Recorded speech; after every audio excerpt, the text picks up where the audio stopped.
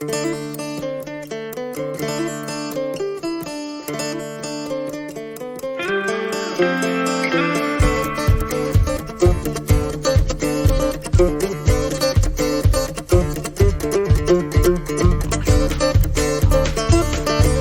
to the Hay Kings podcast, brought to you by Vermeer, your expert in hay and forage equipment. I'm just back from Australia, where I spoke at the Australian Fodder Industry Association meeting, and I want to say a quick thank you to Feed Central for making that all possible.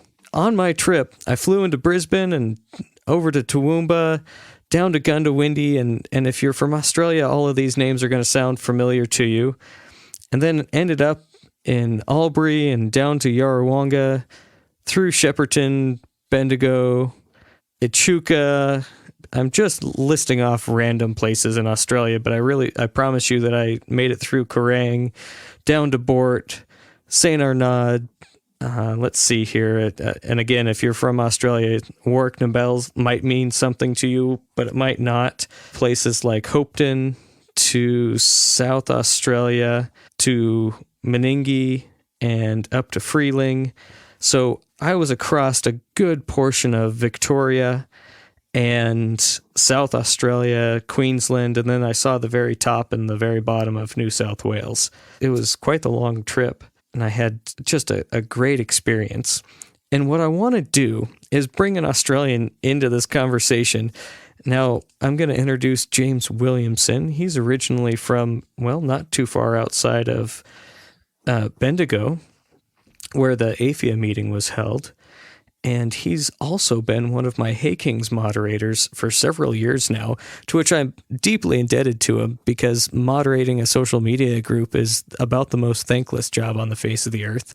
Welcome, James. Yeah, thanks for the introduction, John. I'm glad to be on the podcast here with you to talk a little bit about my home country. I was literally in your backyard within 10 minutes from your dad's farm, and I wish I'd have known that day.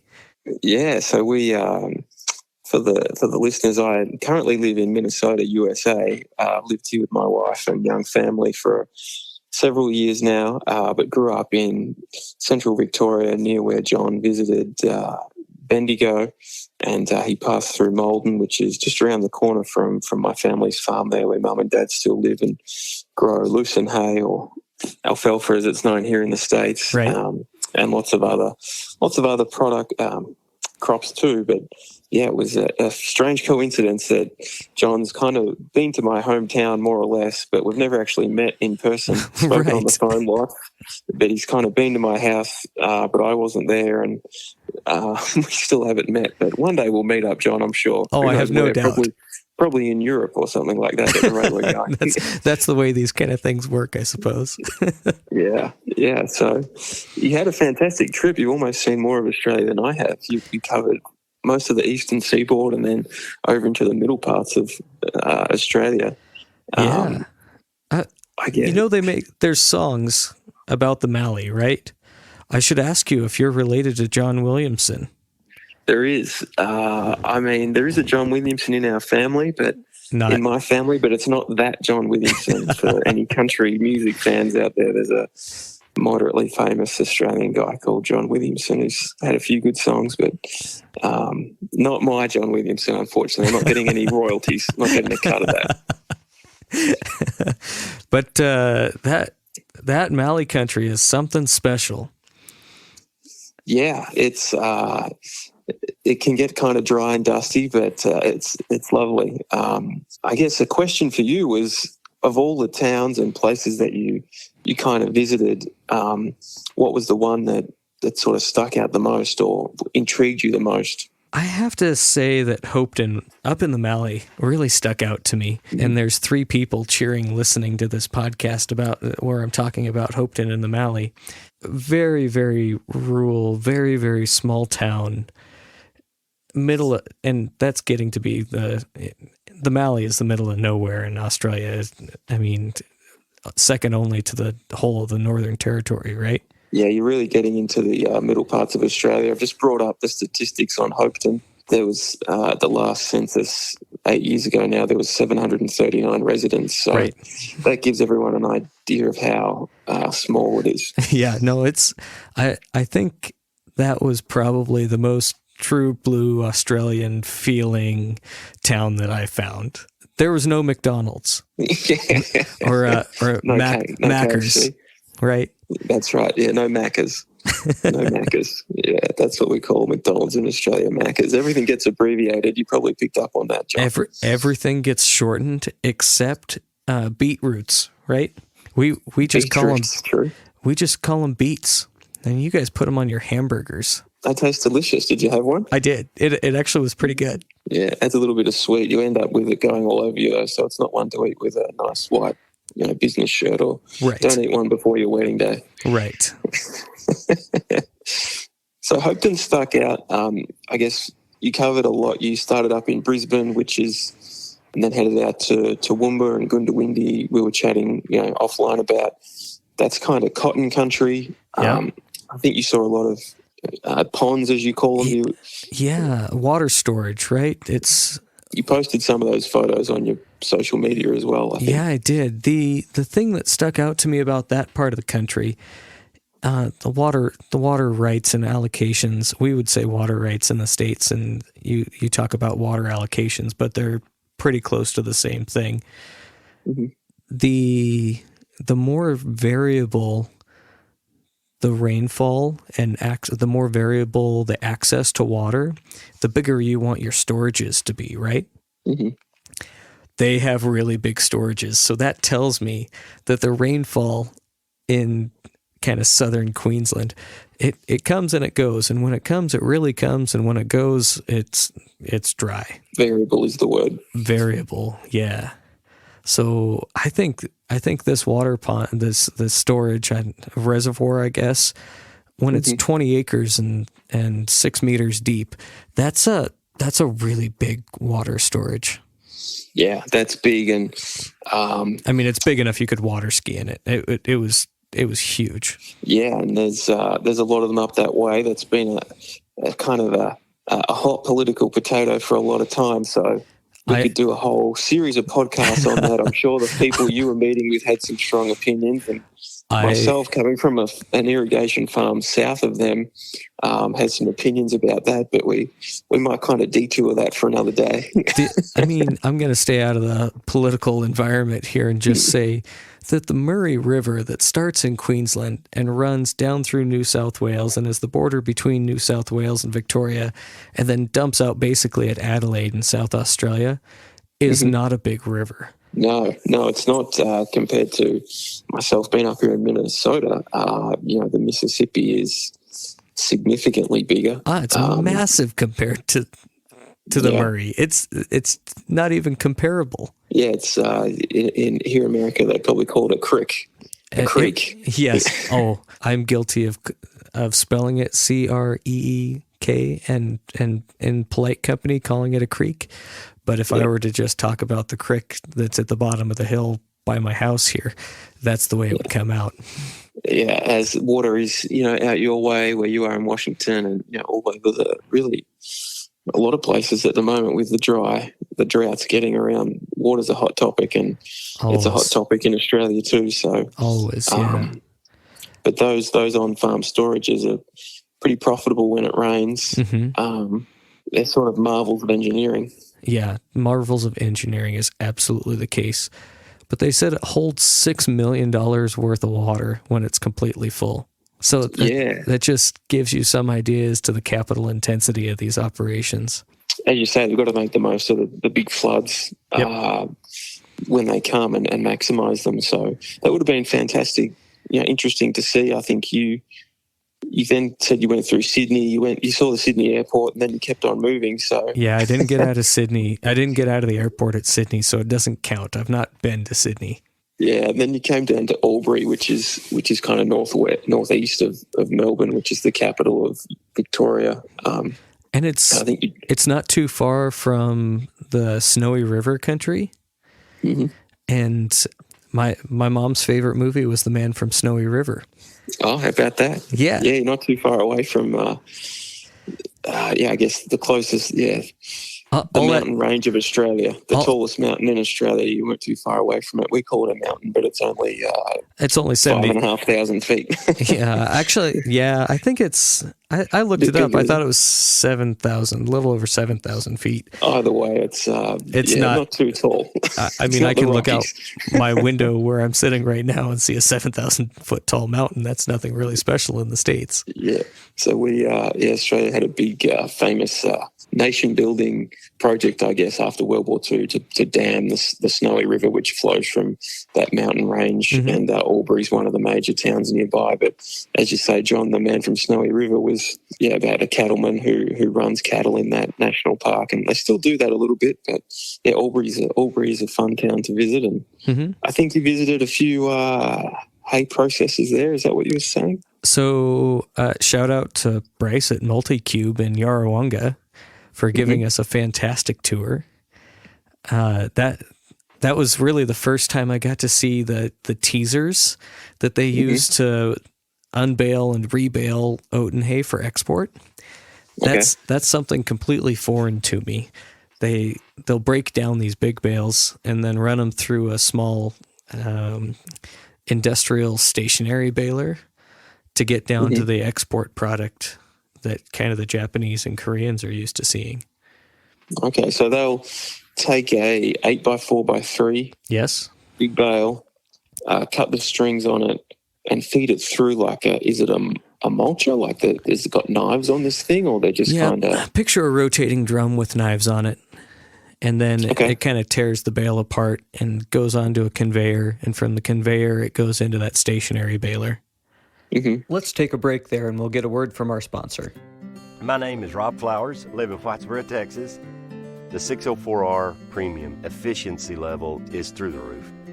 Dependability and durability on the 604R has been outstanding. We've had zero chain issues, zero bearing issues.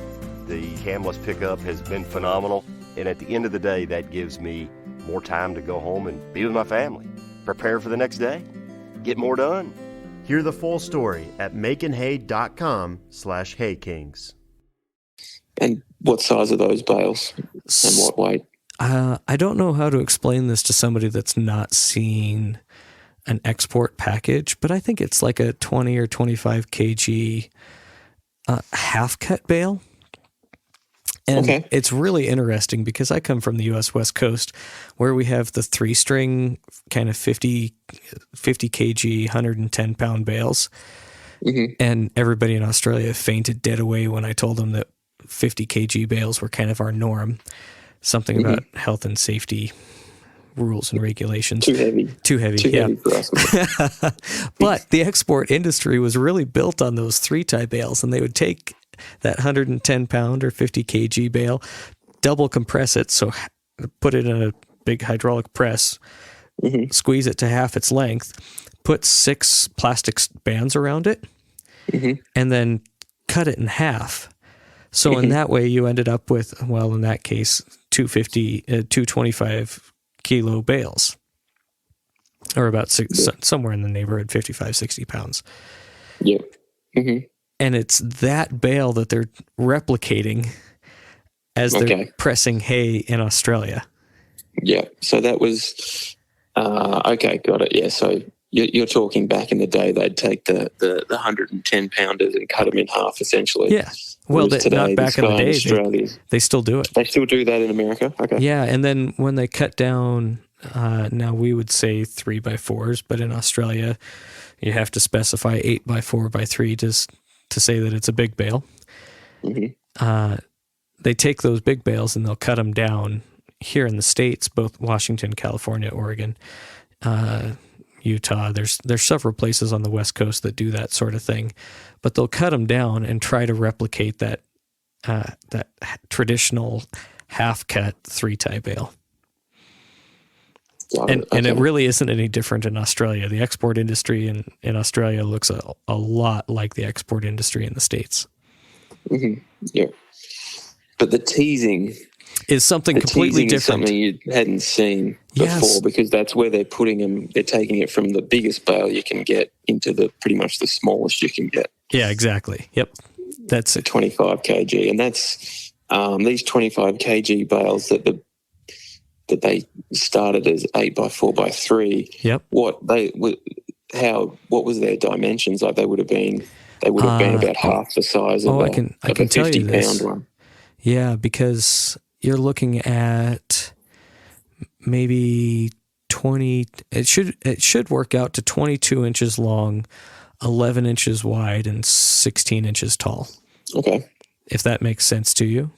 It's no regular dimension that comes out of any small baler, but it does make sense if you're thinking about a 22-inch wide, 16-inch tall, 44-inch long 3-tie bale that they've double compressed and then cut in half lengthways. Got it. Okay. And did you ask why? I guess Australia just moved away from those 3x3 bales that you yourself produce on your farm, just due to better efficiencies with the going even bigger and then cutting them back down is easier. Is that sort of why? Yeah. So they have to get the density for ocean free, right? So if you're exporting that product, it's going into a 20-foot or 40-foot ocean going container and being exported to Japan, South Korea, China, Taiwan, Saudi Arabia, UAE. Those are kind of the big markets for the export hay.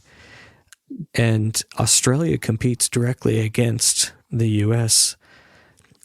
in grass hay markets. So that oaten hay that's most common, that's the most common export product from Australia, competes basically head to head with Northwest Timothy, maybe hay that I grow, right? And Sudan and Bermuda and that kind of stuff that's grown in Southern California in the Imperial Valley. So technically, not technically, oaten is a grass itself. Yeah. Yep. That's often a misconception by people that it's kind of bucketed in with. Yeah, it's a cereal, I guess. But wheat is a grass, barley's a grass, oats are a grass. They're just usually harvested for their seed heads, right? So that's interesting that you saw that teasing out. Was that something that was at Multicube in Albury-Wodonga, and they also do the little cubes, as their name might suggest, the extruded. Yeah. So what would you call them? Like little. They're cubes, but they're kind of bigger than a sugar cube. But they're maybe 2 inches by 2 inches, by 2 inches square, right? So, somewhere in that neighborhood. And sometimes they're made to be really hard for certain markets, and sometimes they're made to be a little softer for other markets. And then pellets also. So I think most everybody's familiar with like grain pellets that are maybe an inch long, 25 mils long. The big ones would be kind of the diameter of your little finger, and then they get a little smaller from there. Interesting. Okay, so this is all at Multicube, so that's a multifaceted operation. Which it really is. Interesting to see. Yep. Up at Yarrawonga, and then you went south to, I guess that took you to Bendigo. Yep, Bendigo for the AFIA conference. Yeah. Yep. They had field days at Elmore. I was really impressed by the line of equipment they had there. Kuhn had some triple mowers that they put me in the tractor and asked me if I wanted to run in front of 120 people on a piece of equipment that I'd never touched before. I declined, but I did ride along. And it was ryegrass that was only, 9 inches or a foot tall, and it was sopping wet. It was so wet. And those Kuhn triple mowers powered right through it. I was very impressed. They had several Australian-made rakes there, very, very heavy-duty built rakes, and I absolutely loved the construction of them because they had their unique designs. But all of the hydraulic hoses were off-the-shelf fittings. All the hydraulic motors were off-the-shelf motors, nothing special, nothing fancy. The bearings were all off the shelf, and then all the nuts and bolts. So anything that would commonly fail on any piece of equipment, you could just go to the store down the road and get it. So I was like, these are modern, contemporary, industrial farming pieces of equipment. And I love that mentality around the ability to repair them. Yeah, the rakes, as you mentioned, going to, as we'll get to, I guess, you went to Hopeton, which is, you're getting in fairly low yielding areas, so the rakes are important to be able to bring the windrows together. Yeah, absolutely. To get the feed for those big 8x4x3 bales, which typically weigh up to, sometimes they can get them up to almost 2,000 pounds out of the baler. So Feed Central puts on a heaviest bale competition. Okay. And they have in their systems all the records, all the scale tickets, or weighbridge scales, and weighbridges are the same thing. All the weighbridge records. And I want to say, I'm starting to get my numbers mixed up, but I want to say it was 927 kilos in an 8x4x3 times 2.2 pounds. Yeah, it was 900. Almost a ton. It was over a short ton. It was 2,039 pounds. In an almost a proper ton, though. Yeah, I know. Australia does proper tons. They're going to be 1,000 kilos. You just have to take into account the 10% difference, right? Yeah, because a metric ton is 2,200 I'm not pounds. I'm not sure you'd want to. That'd be putting a pretty big strain on the baler if you punched out 500 of those in a day, but that's quite impressive nonetheless. I hope it didn't catch fire either. That was another thing. The first hay bale that I saw being made in Australia, now this was in Queensland, and I'm told that it was going straight to a feedlot, but it was probably 17 or 18% moisture, and it just made me cringe a little bit because that was a big bale? Yeah, that was an 8x4x3. Yeah, you wouldn't want to put that in the shed, as we say, for next winter, because it wouldn't be there. It'd be on fire. But right. It was just going down the road. I guess that's not a problem. But one of the things that I learned is that oat and hay takes a long time to dry. Yeah. Much, much longer than lucerne or alfalfa, right? It can do, yeah. If you're not, some of those bigger operators, just with the scale, often they try and not cut corners, but might not condition it necessarily. Right. Sometimes they use a grain header, or a swather, I say. A big swather you'd call them here. Yeah. To lay down the hay, just to cover the country, which we'll get to. I think you saw some fairly big fields, so yeah. Sometimes it'd be hard to give it a good squash to get it to dry out with a conditioner. I do have to say that every farm that I stopped at, they were running razor bar, so an Agco razor bar header, or a John Deere. Sorry, header means combine in Australia, so I should be careful about that. So a razor bar, cutter bar. Several of them had, and I'm going to try to name drop every manufacturer. Nobody's paying me to say any of this. McDon power units on those razor bar cutter bars.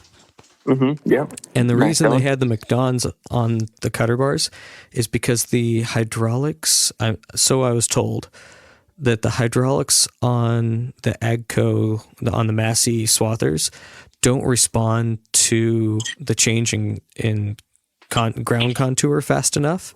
And they wanted an old-fashioned spring-loaded lifting system that the McDon has.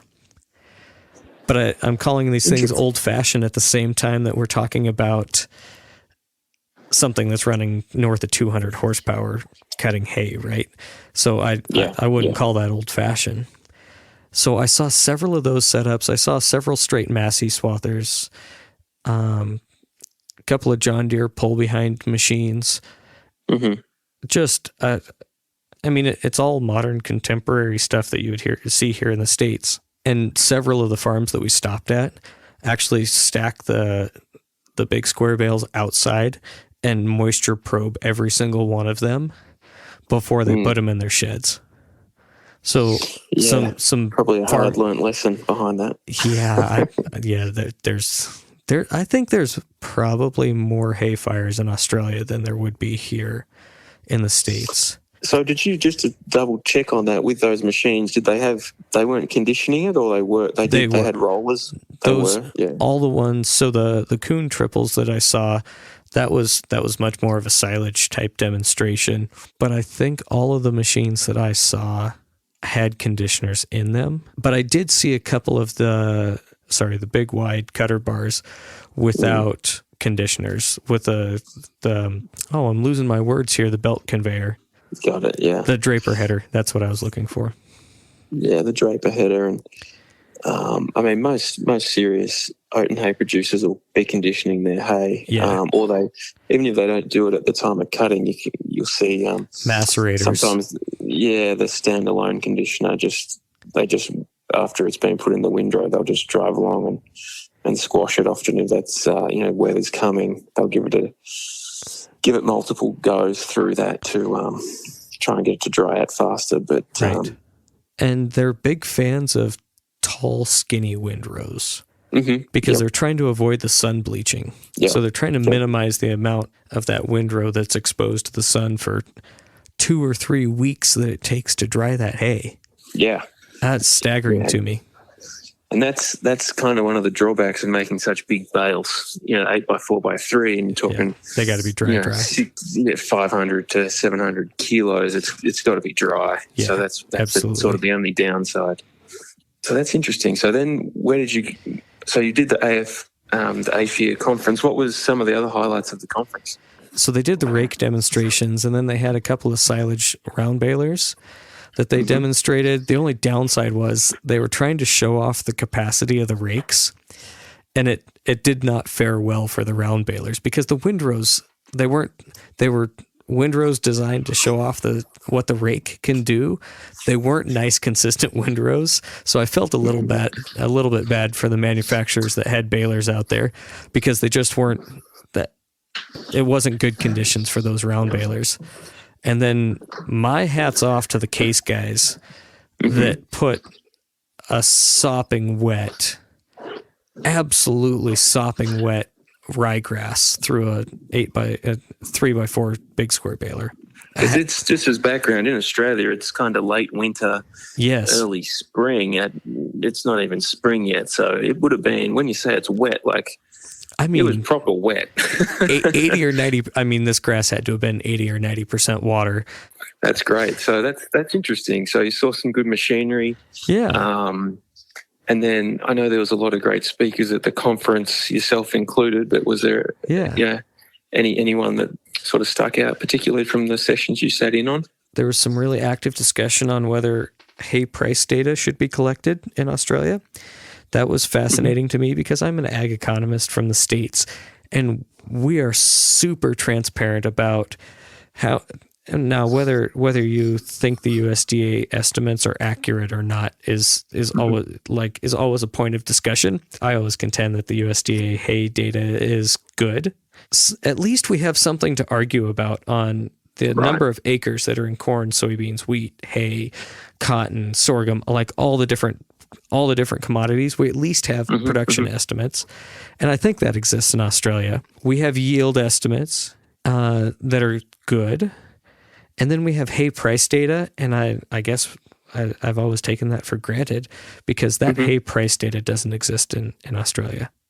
No, it's Feed Central is one of the main places. I think that's probably why they're so successful, is that a lot of folks will look to see what things are selling for on there and use that as their kind of their guide for when they go to sell. Right. So, for folks not using Feed Central or not Australian who haven't used it, it's essentially a marketplace for hay and commodities, farmer to farmer, with Feed Central acting as a broker, but they do a lot of testing services. I think they come and inspect all the hay that gets sold through the platform. So it is kind of standardized, which adds a lot of confidence to the process that you have kind of a middleman there adding value through, getting it tested and assessing the color and all that other stuff. But that's one of the main reasons why they're so successful is those services. But you're right. The